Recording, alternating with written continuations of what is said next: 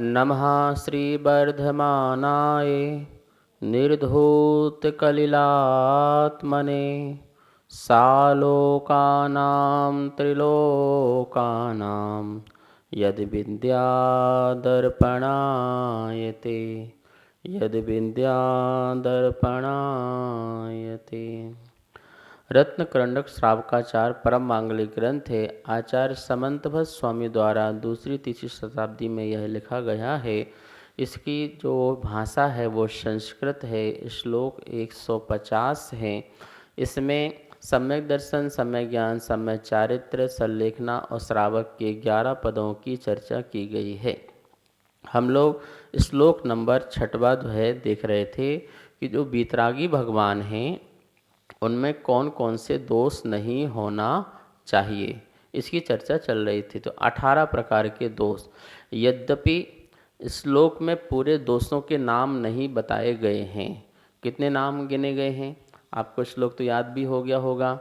क्या श्लोक था? क्षुत पिपासा जरांतक जन्मांतक भयस्मयः नारागद्वेष मोहाश्च यस्याप्तः सा प्रकीर्त्यते। इसमें देखा जाए तो मात्र 11 दोषों की चर्चा की गई है। तो 7 जो दोष हैं वो कहाँ गए? वो है नहीं क्या? तो आचार्यों ने एक शब्द दे दिया है श्लोक में, देखिए चा। चा शब्द दिया है।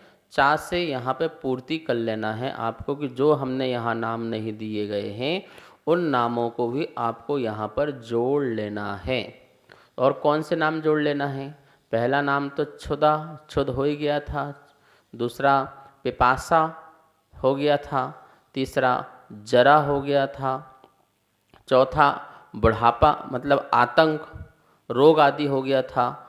और अंतक मरण हो गया है। इसमें मतलब मद हो गया है। और फिर राग है, द्वेष है और मोह है। ये सब टोटल करेंगे तो 11 हो जाएंगे। कितने हो जाएंगे? 11। अब 7 और दोष बचे हैं जिसको चा शब्द से जोड़ना है। तो चिंता नाम का एक दोष और है। फिर निद्रा नाम का भी एक दोष है। आश्चर्य नाम का भी एक दोष है। अरति नाम का एक दोष है। पश्चिना नाम का एक दोष है। और खेद नाम का एक दोष है। कितने होगा ये? 7। कौन कौन से? चिंता, निद्रा, आश्चर्य, अरति, पश्चिना और खेद। ये जो है 7 नाम हो जाते हैं। तो 11 और 7 मिलकर के 18 दोष बन जाते हैं। उसे ही परमात्मा कैसे हैं? सा आपता प्रकीर्यते। जिनके ये नहीं होते हैं दोष उन्हें ही आप्त कहते हैं। ठीक है। अपन ने चर्चा की थी, पहले दोष के बारे में चर्चा की थी। क्षुधा नाम का परिचय जो था, भूख और पिपासा, प्यास भी लगा सकते हैं।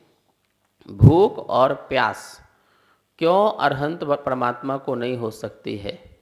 देखिए, ये भूख प्यास तभी होगी जब जीव में प्रमाद दशा पाई जाएगी।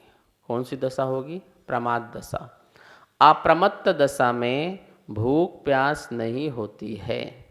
आपको पता है 7वें गुण स्थान में यदि किसी प्रकार से भोजन आदि का भी विकल्प आया तो 6वां गुण स्थान हो जाएगा। क्या हो जाएगा? प्रमत्त दशा हो जाएगी। मतलब कि अप्रमत्त धारी जो जीव हैं वो भोजन कथा आदि का विचार करें, सुने और एहसास करें तो वो नियम से 6वें गुण स्थान में पहुंच जाते हैं और वह उस दशा में ही भोजन आदि को ग्रहण करते हैं। तो आप सोचिए, अरहंत केवली भगवान का गुण स्थान कौन सा है? 13वां गुण स्थान है। तो 13वें गुण स्थान में कैसे भोजन हो सकता है, कैसे भूख हो सकती है और कैसे जो है प्यास आदि लग सकती है? कहा जाता है क्षुधा समा नास्ति शरीर वेदना। क्षुधा समा नास्ति शरीर वेदना। क्षुधा के समान शरीर की और कोई वेदना नहीं है। तो ये तो निश्चित हो गया कि जब क्षुधा होगी तो शरीर में वेदना तो होना ही होना है। भूख प्यास लगेगी, शरीर में वेदना होगी होगी। और यदि शरीर में वेदना, वेदना मतलब कष्ट, कष्ट हो रहा है, पीड़ा हो रही है, तो जिसको कष्ट होगा, जिसको पीड़ा होगी, तो वो फिर कैसे परमात्मा की श्रेणी में आएगा, ये सोचने का विषय है। क्या परमात्मा भी कष्ट में रहता है?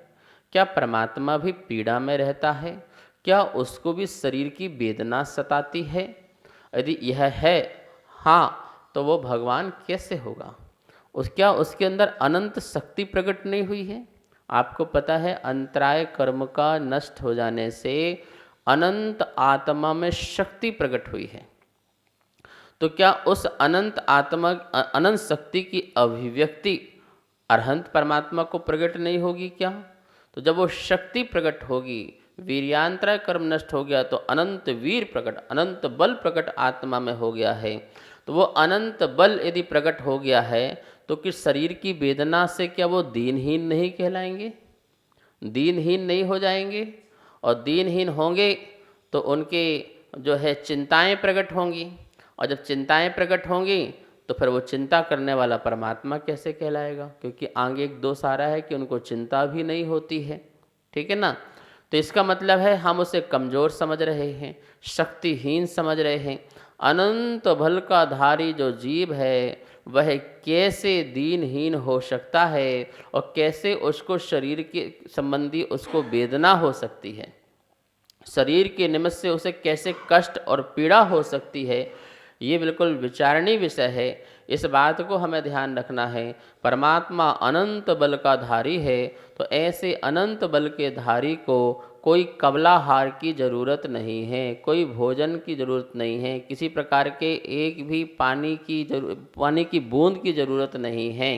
इसलिए वह भगवान वही है जिसको क्षुधा नाम का दोष नहीं लगा है, और जिसको पिपासा नाम का, प्यास नाम का दोष नहीं लगा हुआ है।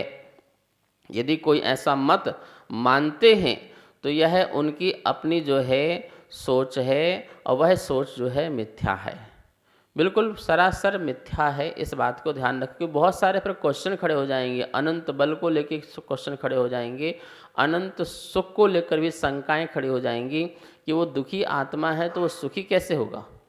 परमात्मा तो अनंत सुख के भंडारी हैं, अनंत जिनके पास सुख है और प्रति समय अनंत अनंत सुख भोग रहे हैं।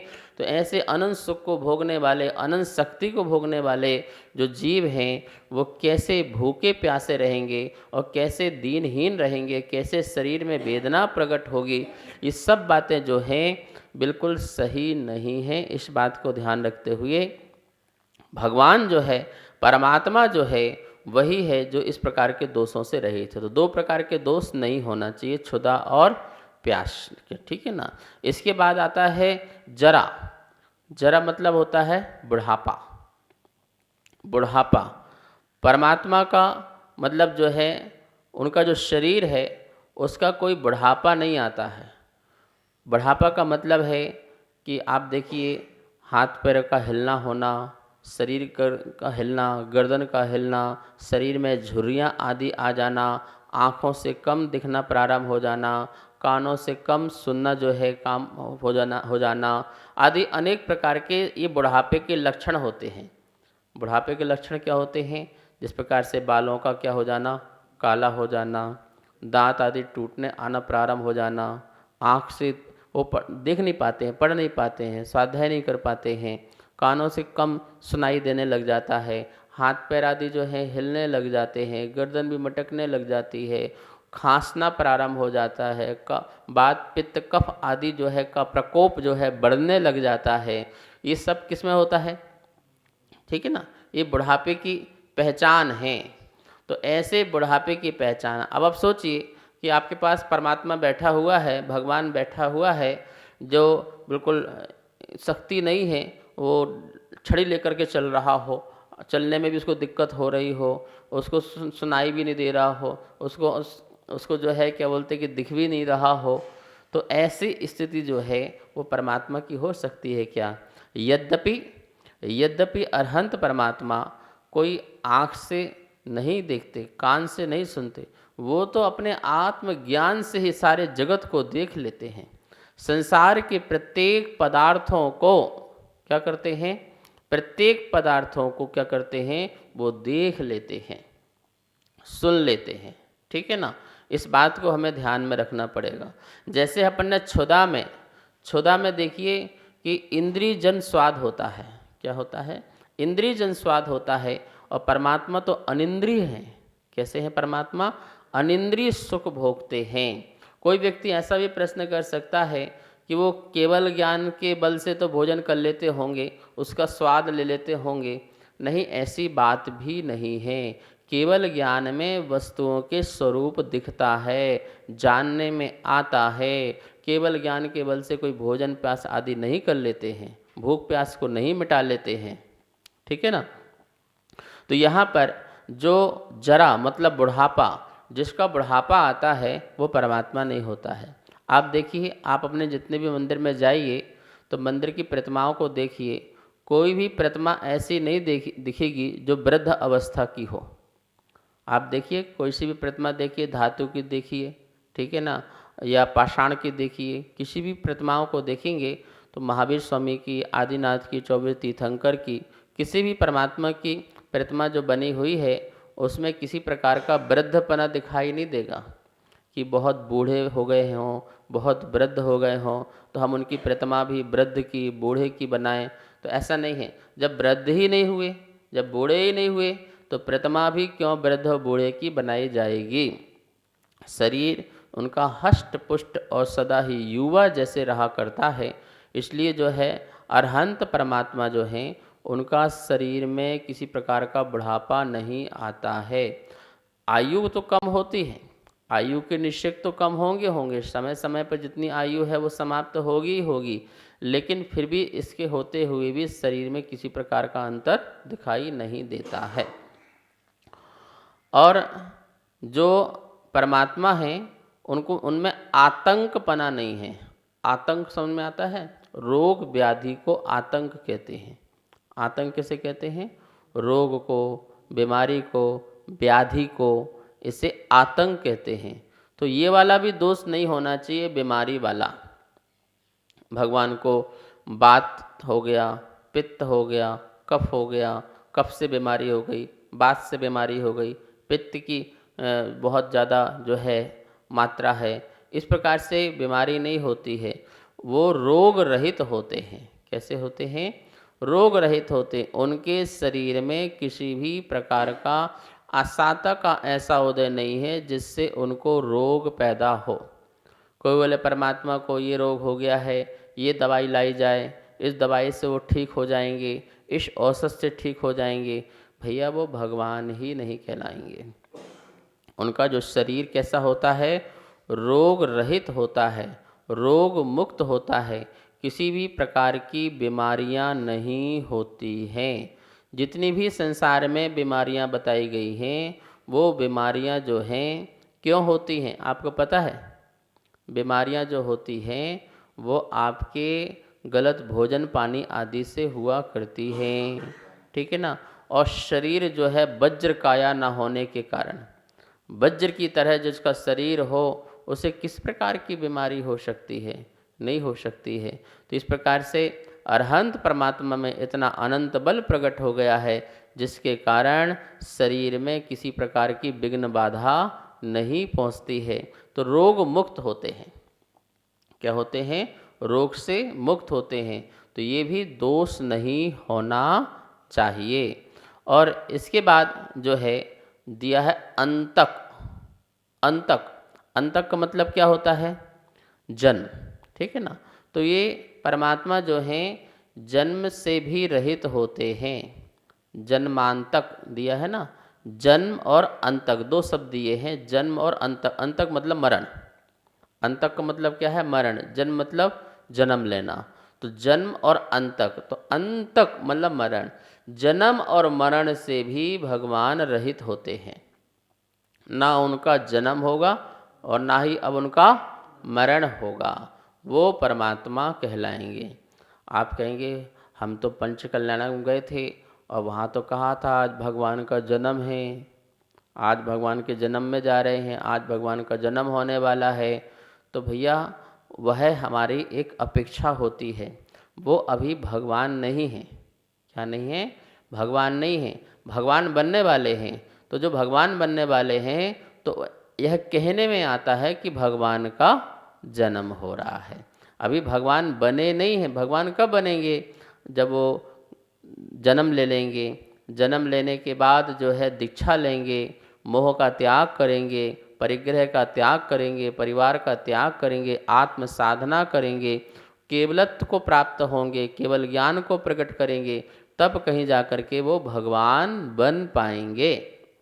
लेकिन भगवान जब तक नहीं बने तो उनको भी किसी अपेक्षा से भगवान कह देते हैं। ठीक है ना। अब जो भगवान बन गए, अरहंत परमात्मा हो गए, अब उनका कभी जन्म नहीं होगा। अब वो सिद्ध परमात्मा बन जाएंगे तो फिर उनका क्या होगा? मरण भी नहीं होगा। अब वो जन्म मरण से रहित हो जाएंगे। तो जन्म मरण वाले से रहित होना परमात्मा कहलाएगा। अब जो बार बार कह रहे हैं कि वही परमात्मा बार बार अवतार ले रहा है, बार बार जाकर के कोई ना कोई शरीर धारण कर रहा है, तो वो जन्म हो गया, फिर उसका मरण भी होगा। तो बार बार अवतार लेना, बार बार संसार में आना, किसी पर्याय में आना, कभी ये बन जाना, कभी वो बन जाना, कभी ये हो जाना, फिर रहना, फिर रह करके फिर चले जाना, फिर मरण हो जाना।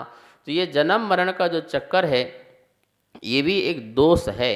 जिसका जन्म मरण होगा तो उसको शरीर मिलेगा, शरीर छूटेगा। जब शरीर मिलेगा, शरीर छूटेगा तो सुखी भी होगा, दुखी भी होगा। तो वो सुखी दुखी जब होगा तो वह सुखी दुखी होने वाला परमात्मा नहीं हो सकता है। ठीक है ना।